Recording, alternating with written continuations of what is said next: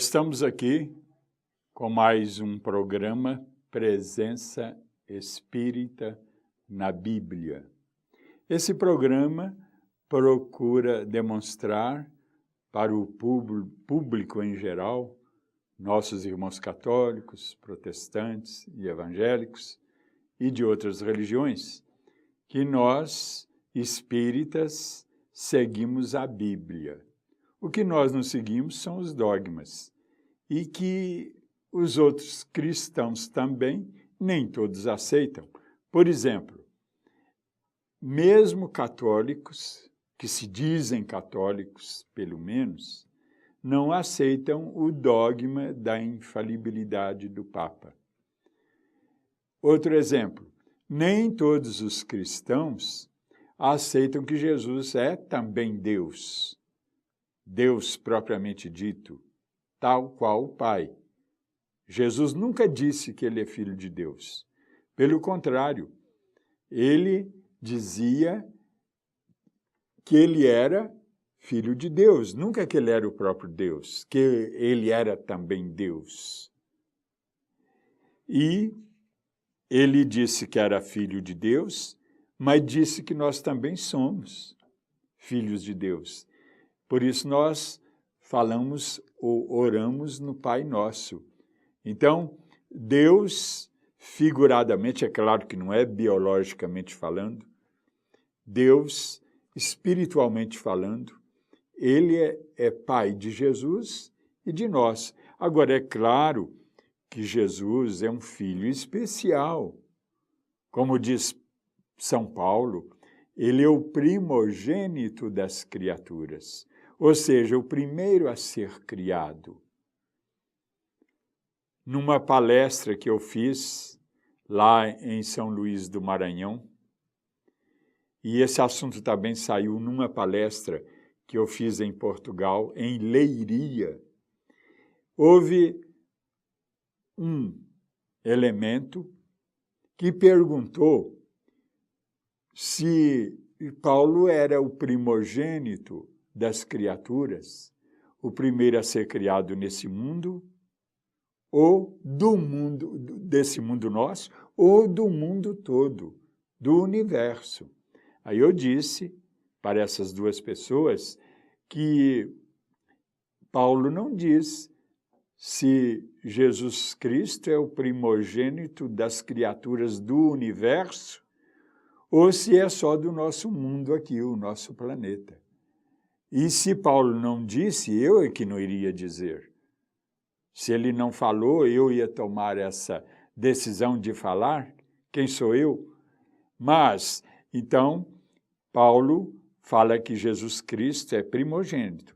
Primogênito é criatura, quer dizer, é criado. E Deus é incriado. Deus sempre existiu, nunca foi criado. Mas existe um dogma que diz que Jesus Cristo é outro Deus, tal qual o Pai. Aí nós não temos aí um argumento bíblico para isso. E nós espíritas, então, não seguimos essa doutrina dogmática, que nós respeitamos. E há outras doutrinas que são dogmáticas e que são polêmicas e que nós não seguimos. Mas, repito, nós respeitamos. E, então, nós queremos demonstrar nesse programa essa grande verdade, que nós seguimos, sim, a Bíblia. Não seguimos os dogmas. E vamos aqui a uma pergunta de nosso telespectador, porque ele aborda que muitos fiéis, muitos cristãos têm Deus como um terror e não como amor. Aliás, isso foi tema de uma matéria de minha coluna no diário O Tempo de Belo Horizonte, nas segundas-feiras. E você que não é de Minas Gerais, você pode ler essa coluna também, que é bíblica, teológica e espírita, no site do jornal www.otempo, tudo junto, .com.br. E procura os colunistas, aí você vai me achar lá, José Reis Chaves. E foi um tema que eu abordei numa dessas matérias. Eu tenho cerca de 700 matérias escritas em 11 anos e que estão até sendo editadas em novos livros meus por algumas editoras. Então, esse assunto de muitos verem Deus como terror e não como amor, como diz João, o evangelista, para nós, numa das suas cartas, ele fala, Deus é amor. Diz também, Deus é luz. E o próprio Jesus diz, Deus é Pai. Nós dizemos, Deus é a inteligência suprema, Deus é a causa primeira de todas as coisas. Santo Tomás de Aquino diz, Deus é o único ser incontingente. De vez em quando eu falo nisso, falando sobre Deus. Então, há vários meios, recursos de nós, eu diria, tentarmos definir Deus, porque Deus, na verdade, é indefinível, porque Ele é um ser infinito. E nós, com a nossa inteligência limitada, finita, nós não temos condições de compreender Deus e de defini-lo. Mas, então, os teólogos do passado tinham, por norma, tratar Deus como sendo um ser todo-poderoso, mas que usava esse poder para nos ameaçar, para nos massacrar, e não como sendo um ser todo-poderoso, mas também de uma bondade, de um amor infinitos. Então, isso foi um contrassenso dos teólogos antigos, que hoje não dizem mais isso, mas o povão, que tem um conhecimento limitado, muito superficial sobre Deus, e que eu repito, não podemos entendê-lo plenamente por ser infinito, a nossa inteligência não é capaz de entendê-lo como de fato ele é.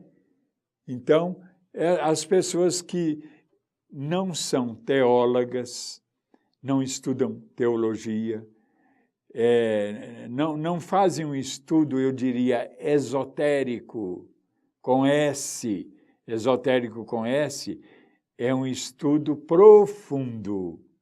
E o estudo esotérico com X é um estudo simples, é o estudo do povão. Então, o próprio Jesus, inclusive, ele com seus apóstolos, eles tinham um conhecimento profundo dessas questões espirituais, muito superiores àquele conhecimento do povão, das massas, que era então um conhecimento esotérico com X. E já o de Jesus e dos apóstolos era um conhecimento esotérico com S. Por isso Jesus dizia, tenho ainda muitas coisas para vos dizer, que ele sabia e os apóstolos sabiam, mas ele não dizia porque eles não tinham condições de entender essas questões, que ficaram, então, para o futuro. E Jesus diz também, a vocês, meus apóstolos, meus discípulos, que estão mais próximos de mim, eu falo, ao povão eu me dirijo em parábolas. Então, o conhecimento de Jesus era um conhecimento esotérico com S. E o conhecimento das massas, de todo mundo, é um conhecimento esotérico com X, que é um conhecimento superficial. É só você pegar o dicionário e você vai ver a definição de esotérico com S, conhecimento de poucos, profundo, e esotérico com X, conhecimento de todos, das massas, porque é um conhecimento mais simples e que todo mundo tem. Então, nós estamos aqui procurando demonstrar essas questões com relação a Deus, que é amor, jamais terror. Por isso Jesus não é salvador de meia dúzia, ele é salvador do mundo. E ele diz, eu não vim julgar o mundo, eu vim salvar o mundo. E como ele nos salva? Com o seu evangelho, e não tanto com o seu sangue, porque o sangue derramado de Jesus, ele é agradável aos espíritos atrasados. Jamais o sangue de Jesus derramado é agradável a Deus. Jamais um grande pecado de assassinato, que foi esse de Jesus, seria um resgate dos nossos pecados, dos pecados da humanidade. Pelo contrário, é mais um pecado que se cometeu. Vamos para um intervalo e aguardo vocês. Muito obrigado.